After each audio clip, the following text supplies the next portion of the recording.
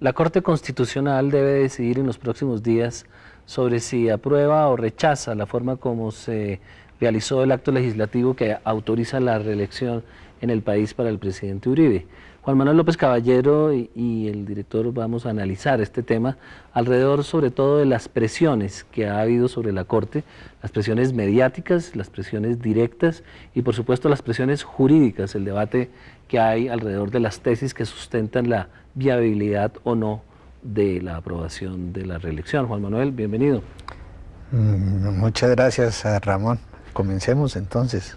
Hay básicamente tres temas que tratar. Uno es si las presiones que se están haciendo alrededor son legítimas y ayudan a que la Corte pueda dictar un fallo que sea legítimo y creíble para la opinión pública. Se suele creer que la Corte falla por votación, y así lo han presentado los medios de comunicación que han presionado a la Corte con editoriales, con encuestas y con todo tipo de artículos. Se suele creer que la Corte se va a sentar y va a decidir 5-4 o 6-3, cuando en realidad lo que hay es un proceso corporativo en el que los distintos magistrados van aportando elementos de información y de análisis para decidir sobre cada una de las 20 y tantas sentencias y sus argumentos. Es decir, es un proceso que va evolucionando argumental, en el que la Corte como corporación se va poniendo de acuerdo en unas tesis y no una votación. Y eso no lo conoce el país y por eso tal vez se están haciendo tantas presiones mediáticas e inclusive las tesis jurídicas no se están discutiendo, que sería muy interesante que el país las discutiera.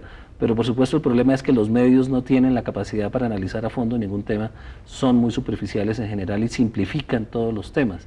Por eso en este programa trataremos de profundizar un poco más. ¿Cuál es su tesis, Juan Manuel? Bueno, planteemos primero cuál es el problema, cuál es el tema y cuál es el problema.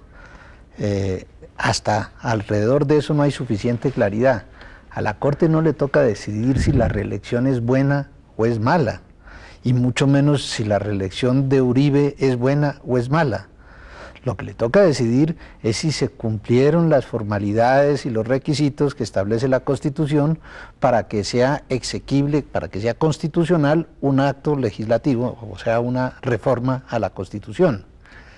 Eso en teoría es lo que la Corte debe decidir, pero en la práctica las Cortes reciben, como pasó ya en la Corte Suprema de Justicia con el tema de la convocatoria de la Asamblea Nacional Constituyente de principios de los años 90, la Corte en el fondo recibe presiones para que haga una interpretación más allá de lo que la Constitución le permite, tratándose de acudir al pueblo para que decida si quiere o no que el presidente Uribe sea reelegido para un nuevo periodo. Entonces, en el estricto sentido jurídico, la Corte solo debería decidir por vicios de forma, de acuerdo a las facultades que le ha otorgado la Constitución y sus propias reglamentaciones a través de las sentencias de la Corte, pero en la práctica hay una presión jurídica externa para que la Corte le entregue la soberanía al pueblo para decidir si escoge de nuevo al presidente Uribe o no, como por otros 4 años. Yo creo que en eso vale la pena hacer unas precisiones.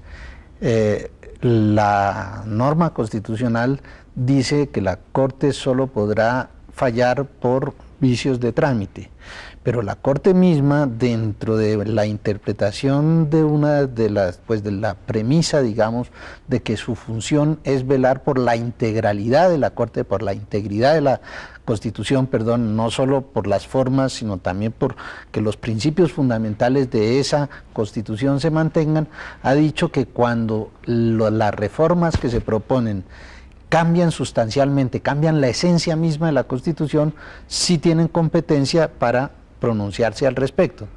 Es decir, no es cierto que esté limitada la facultad de la Corte Constitucional o la función de la Corte Constitucional únicamente al vicio de trámite. Ya hay suficiente jurisprudencia respecto a que va más allá si lo que se pretende es un cambio de la esencia misma de la Constitución. Esa es una de las primeras críticas que se le hacen al procedimiento, porque la Corte va o no a interpretar la importancia de la reelección dentro del contexto de la Constitución. ¿Es una reforma fundamental, la reforma de la reelección, o es solo accidental? Eso puede ser uno de los puntos sobre los cuales se pronuncie la Corte. Por el momento no se ha llegado a eso porque se podría decir que ya está tan suficientemente claro que hay unos vicios de trámite, que hay unas fallas en el trámite, que es sobre todo alrededor de ellas que se va a pronunciar la Corte. Concretamente, los ataques, digamos, han sido alrededor de que faltó un debate. El famoso debate, uno de los 8 debates que contempla la Constitución, el famoso debate, creo que fue en la primera parte, en la comisión primera de la Cámara, cuando primero no dejaron hablar a la oposición y entonces la oposición se retiró y después volvió a entrar al recinto, pero con tapabocas. Entonces está la discusión, digamos, la claridad que se debe hacer al respecto, si fue que no hubo oportunidad de hacer el debate o que si no quisieron la oposición hacer el debate. Ese es uno de los puntos concretos, es el más concreto de todos. El segundo tal vez es la conciliación que se debe hacer entre la Cámara y el Senado cuando tienen versiones diferentes. Esa conciliación no se hizo debate al respecto, no hubo controversia, no hubo ni siquiera lectura del texto, sino dijeron, como esto ya está acordado, votemos, y votaron. Esos son vicios de trámite. Ahí, si se llega a la conclusión de que esas cosas sucedieron, no habría ninguna discusión. No se cumplió uno de los requisitos y eso no se subsana con otros argumentos. Eso es lo interesante del debate, que el jurídico está planteado, como usted lo ha esbozado en estos minutos, muy claramente alrededor de los vicios de procedimiento, pero frente a esa realidad está la realidad de los medios que están siendo utilizados por grupos que quieren aprobar la reelección, presionan a la Corte a través de encuestas. Han salido en el último mes 2 encuestas en los principales medios del país en los que tratan de demostrar que la popularidad del presidente es tan desbordante que es imposible que la Corte le niegue al pueblo el derecho a por lo menos considerar el nombre del presidente para otros 4 años. Esta es una presión que hace que el debate jurídico se desborde del escenario del procedimiento, como es la presión directa sobre la Corte. Es decir, es muy probable que la Corte no tome los argumentos de los medios de comunicación porque ahí no hay sino presión, bruta y abstracta, pero hay presión directa sobre los magistrados. Hay un folleto que distribuyeron un instituto en una revista, en la revista Semana, con argumentos jurídicos para que la Corte los tome, los magistrados los lean e influyan en el debate. Y en ese sentido es muy interesante porque puede haber una penetración de esa ideología que sustenta la necesidad de la reelección desde el punto de vista de soberanía del pueblo, de la Constitución del 91, del derecho fundamental de los ciudadanos a escoger al gobernante que les parece bueno, y en ese sentido habrá posiblemente una transposición del debate procedimental al debate de la conveniencia política y el desbordamiento de la Constitución por la situación de apoyo al presidente. Yo creo que eso tiene tanto de ancho como de largo, que tiene 2 aspectos. Ese argumento, digamos, que es el que más se esgrime en este momento, respaldado en las encuestas, de que el pueblo es soberano, que la voluntad del pueblo tiene que ser respetada, se puede ver como lo están tratando los que usted dice que tratan de promover la reelección del presidente Uribe, concretamente porque las encuestas son alrededor del presidente Uribe, y están los que por el contrario, porque ellos también presionan, los que están en contra de que se valide el acto legislativo, que interpretan o interpretamos, creo que más correctamente, en el sentido de que cuando se pretende acudir a la idea de que la voluntad del pueblo es la que se debe imponer, esa voluntad del pueblo se tiene que expresar en la forma en que normalmente se usa, es decir, a través de un referendo. Cuando uno dice la voluntad del pueblo es la que debe primar, automáticamente está diciendo no se debe hacer entonces a través de un acto legislativo. Luego, mal podría la Corte decir, no importa, el acto legislativo lo validamos para que se dé una cosa que tiene otro mecanismo para expresarse. Es un punto bien importante porque, claro, el referendo sería el que debiera, a través del referendo debiera decidirse si hay o no reelección en el país, y una vez se tome esa decisión por votación popular, el presidente se presentaría a las elecciones. Pero si el fallo llega a decir simplemente que decía el pueblo en las elecciones presidenciales, se presentaría una situación de desigualdad muy grande. Sí, pero a ver, acuérdese que el tema central en este momento no es la reelección en sí misma, no es quién quiere la reelección y mucho menos la reelección de Uribe. El tema central en este momento es la constitucionalidad del trámite para el acto legislativo. Entonces están tratando de decir como es muy discutible esa constitucionalidad por esos vicios de trámite y por otros argumentos que podemos analizar después, salgámonos de la discusión sobre la constitucionalidad, salgámonos de lo que le compete a la Corte Constitucional y presionémosla para que con argumentos ajenos a ella, al campo de ella, tenga que fallar tal como queremos, es decir, haciendo que haya reelección. ¿Eso está ocurriendo? Eso está ocurriendo en dos sentidos. Está ocurriendo, por un lado, cuando dicen el pueblo es soberano, luego la Corte no tiene por qué ceñirse a la Constitución, sino reconocer que el pueblo hoy en día quiere otra cosa porque las encuestas lo dicen y derogar su propia función de velar por la Constitución. Y lo están diciendo de otra manera cuando, por ejemplo, el ministro Sabas dice, es que cómo se van a quejar de que no se cumplieron los debates si nunca se habían hecho tantos discursos, nunca habían participado tantos actores, dice hasta el número de palabras, hicieron el esfuerzo de contar que son 1.800.000 palabras para decir que como hubo 1.800.000 palabras, no importa que no se haya cumplido el famoso debate en la comisión. Pero evidentemente ese argumento lo que demuestra es que no se cumplió el debate en la comisión. Eso no lo subsana de ninguna manera el que haya habido 200 discursos o 1.800.000 palabras. Es bien interesante que si se acepta ese tipo de presiones sobre los fallos de la Corte Constitucional, lo que se está haciendo, lo que estamos haciendo los colombianos y el país es debilitar la institución de la justicia y acabar con la autoridad de la Corte Constitucional, porque si la Corte cede a las presiones de las encuestas y de los medios por conveniencia política o por presión política, quiere decir que su fallo va a ser un fallo amañado de esas presiones y la Corte desde ese momento pierde la legitimidad de sus fallos, que han sido trascendentales en el caso del concordato, en el caso de la dosis personal de drogas, el caso de la OPAC.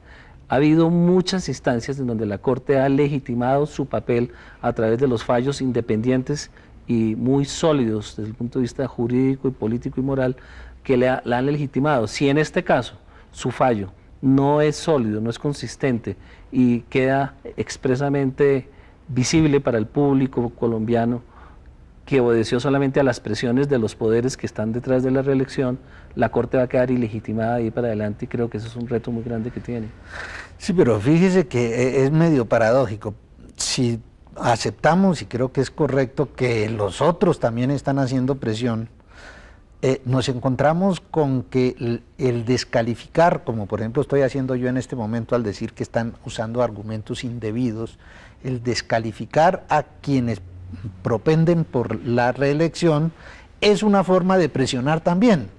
Es decir, mire que ellos no tienen argumentos válidos y como no son argumentos válidos, buscan presionar indebidamente, luego están actuando mal.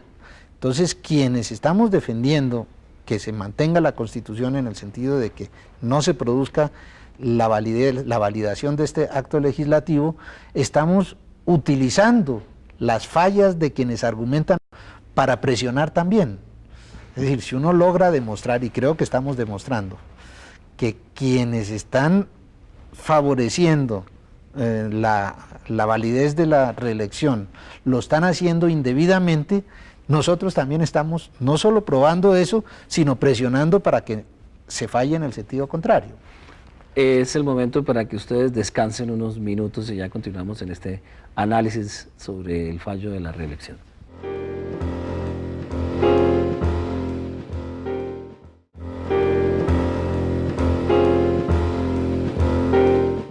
En este análisis que estamos haciendo sobre la reelección con Juan Manuel López Caballero, hay que tratar un tema y es la forma como los medios de comunicación han participado en el debate. El presidente Uribe ha escogido un modelo de gobierno que es a través de los medios, dirigirse directamente a la opinión, a los ciudadanos, utilizando los medios de comunicación más que al Congreso, los gremios, los grupos de poder, directamente a través de los consejos comunales, de sus intervenciones, de la forma como atrae a los periódicos y a la radio, llamando o oyendo a los noticieros diarios de la radio. El presidente ha escogido un modelo que es ese. Pero en el caso de la reelección, el modelo es muy complicado porque todos sabemos que los medios son superficiales, no permiten un debate a fondo sobre ningún tema y en este caso no solo no lo permiten, sino que no hay un espacio democrático para que las distintas posiciones puedan acudir a los espacios de la radio, la prensa o la televisión para expresar sus puntos de vista y así enriquecer al ciudadano.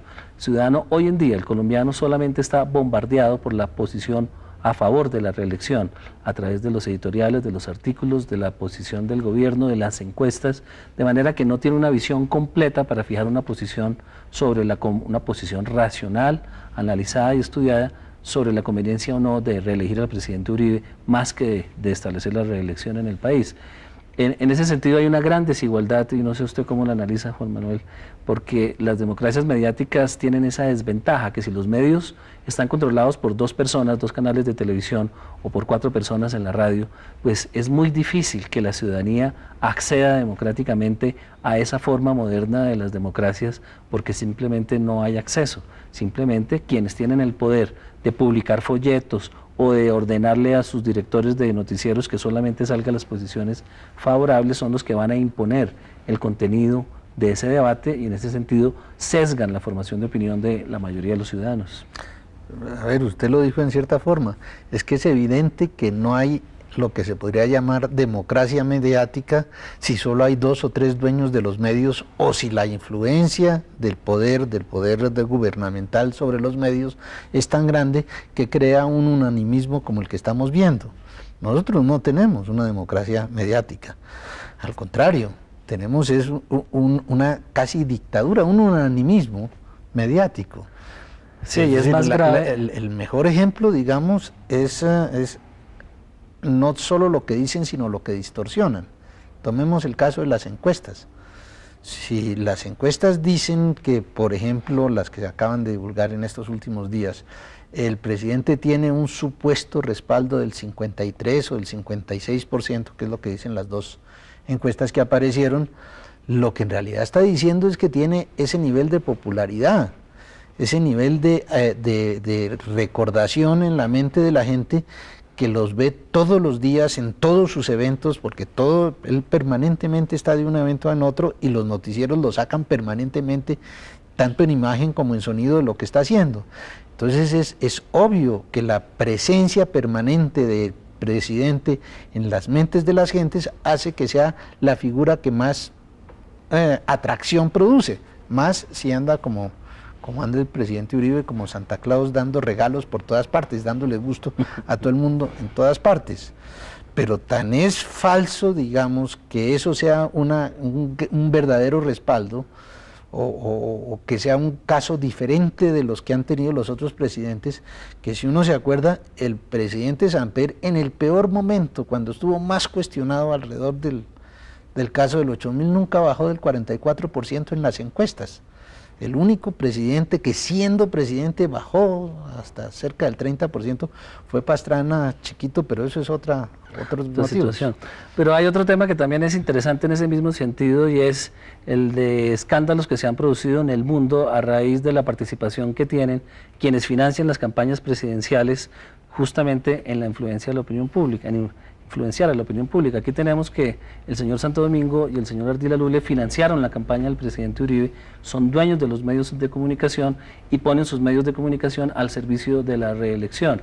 Eso es totalmente antiético en el sentido estricto porque están poniendo sus intereses personales y sus recursos que son privados pero que afectan al colectivo, a la comunidad, al servicio de una causa personal. Y en ese sentido hay un desbalance que la Corte también tiene que considerar y la consideración que yo creo que la Corte debe hacer es justamente desconocer esas presiones mediáticas porque no tienen una base democrática. Si los medios nuestros hubieran estado abiertos para que participaran en estos debates las personas que están ilustradas para hacerlo de manera que el ciudadano conociera los argumentos de lado y lado, pues seguramente hubiera recogido esas presiones, pero creo que tiene que rechazarlas de plano porque no tienen una intención de contribuir al debate, sino de manipular el debate. Ojalá lo hagan, pero usted mencionó al principio del programa lo que sucedió cuando la Corte Suprema validó la 7ª papeleta. Ese fue un caso absolutamente claro de lo contrario, en el sentido de que, primero que todo, la famosa 7ª papeleta no existió. La 7ª papeleta fue una noticia que hubo en la prensa y hablaron mucho de ello, pero la verdad es que no existió jurídicamente porque no se le dio legalidad, y no existió el conteo de quienes las metieron porque en las urnas solo se puso una notica de si aparecían según lo que quisieran poner los jurados o no. Sin embargo, la Corte se pronunció diciendo: ante el hecho político de un respaldo mayoritario no vamos a velar por la validez de la Constitución y aceptamos este mecanismo. Si ese precedente se repite ahora, bueno, lo primero sería que mostraría que todavía estamos muy inmaduros, no solo porque no existe ese respaldo, sino porque aún si existiera ese respaldo que muestran las encuestas, o que suponen mostrar las encuestas, no sería razón para desconocer que la función de la Corte no es saber qué dicen las encuestas o saber qué validez tienen las encuestas, sino comparar el acto legislativo que en este momento se está discutiendo con las normas que estableció la Constitución misma para poder darle validez a él. Y exagerando su argumento, se podría llegar a una situación totalmente absurda. Si la Corte Constitucional o el Congreso o el presidente van a tomar sus decisiones con base al respaldo que tienen por parte de la opinión pública, sobran todas esas instituciones y basta con mantener y promover el crecimiento de los encuestadores. A través de las encuestas se definirían todos los temas importantes del país. ¿Quién quiere usted que sea el campeón de fútbol este año? ¿Millonarios, Junior, el Cali? Deseámoslo por encuesta y no jugando los partidos, no quién es mejor, sino a través de la mayor influencia que se puede hacer en los medios para que sea más o menos popular un equipo de fútbol. Y el caso de las encuestas que usted menciona tan acertadamente tiene más aristas, porque por supuesto es muy distinto presentar una encuesta en esta época, en septiembre del 2005, cuando no hay sino un candidato presidencial a consideración del electorado.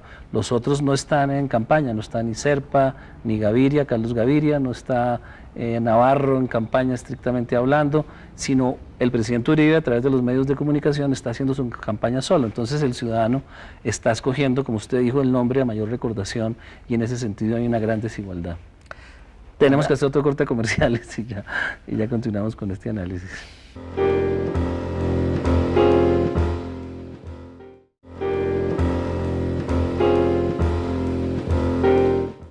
Presiones. No solo ha habido el tipo de presiones que ya mencionamos, sino presiones indebidas. Juan Manuel. Sí, yo creo que además de la parte argumentativa ha habido ese tipo de influencias o de ensayos de influenciar a la Corte que son de otra naturaleza. Por ejemplo, se han producido ciertos nombramientos que la verdad no requieren que sean conciliados con el beneficiario familiar, por ejemplo, sino el solo hecho de que haya un vínculo establece un cierto compromiso, pues obliga un poquito a las personas. Más grave me parece el hecho que desde la presidencia o desde las dependencias de la presidencia, como por ejemplo creo que fue la Red de Solidaridad, se circula a través de toda su capacidad de medios de comunicación, en lo que es la página oficial, llamemos, de la Red de Solidaridad, los argumentos que están presentando quienes están promoviendo la reelección. Es algo parecido como lo que sucedió cuando José Obdulio Gaviria se puso a comentar sobre lo que opinaban del negocio de Telecom. Es decir, son mecanismos que no parecen ser los adecuados, que parecen ser abusivos, para presionar también un resultado tal como ellos lo quieren. No hay ningún tipo de controles para evitar que ese tipo de presiones ocurran para la Corte Constitucional. No, porque, nosotros decimos que son presiones. Si uno le va a preguntar a los magistrados, ellos no lo entienden así. Ellos dicen: nosotros siempre fallaremos en derecho. Entonces no hay una forma, digamos, en probar que sí está afectando esa presión o que sí es efectiva. Pero el hecho es que no solo existe la intención, sino existe también la actuación que lleva a ese resultado. De hecho, hubo un estudio que realizó el asesor de comunicaciones del presidente, Jaime Bermúdez, cuando estaba en la Facultad de Derecho de la Universidad de los Andes, sobre la influencia que tiene la opinión pública o la forma como se maneja la opinión pública sobre las decisiones de la Corte Constitucional. En ese estudio, realizado entre abogados y periodistas, Bermúdez concluye que la Corte no es muy susceptible a las presiones de los medios y a las presiones superficiales, y por el contrario, los magistrados sí son susceptibles a las presiones directas con argumentos y a las presiones políticas directas que se ejercen sobre ellos en el caso de la conveniencia o la inconveniencia de un determinado fallo, y ese argumento se puede estar utilizando en este momento, es decirle a la Corte, mire, el país quiere al señor Uribe 4 años más y ustedes, si se oponen, van a crear un mártir, van a causar la pérdida de la confianza del país en el escenario internacional, y eso es una forma de presionarlos directamente que equivale a una amenaza y sería muy grave que pudiera prosperar. El argumento ha ido más allá de eso, el argumento ha ido de que si se produce ese fallo en que se tumba el acto legislativo, se produce un caos no solo institucional, sino un caos físico, porque no van a aceptar. Pues usted mismo, todo el mundo ha oído, no solo a los dirigentes, digamos, a eventualmente ministros, a los primos del presidente, a los líderes del Partido Conservador, sino en las reuniones particulares es una cosa que se repite con bastante frecuencia: hay que hacer algo si no permiten eso. Se acaba el país. Señores, esperamos que les hayamos aportado algunos elementos de análisis para la decisión que va a tomar la Corte Constitucional sobre la reelección. Muchas gracias y buenas noches.